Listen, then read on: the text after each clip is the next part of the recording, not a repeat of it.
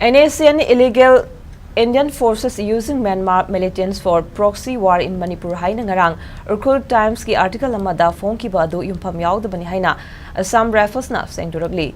IGAR South ki PRO na UT ki editor da thaba cherol amada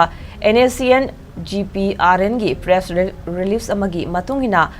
ngarang phongdokhiba article aduda Assam Rifles amasung para regiment na kuki militant singa loutunaduna NSCN ki mathakta thabak thawi Assam Rifles army amasung para regiment na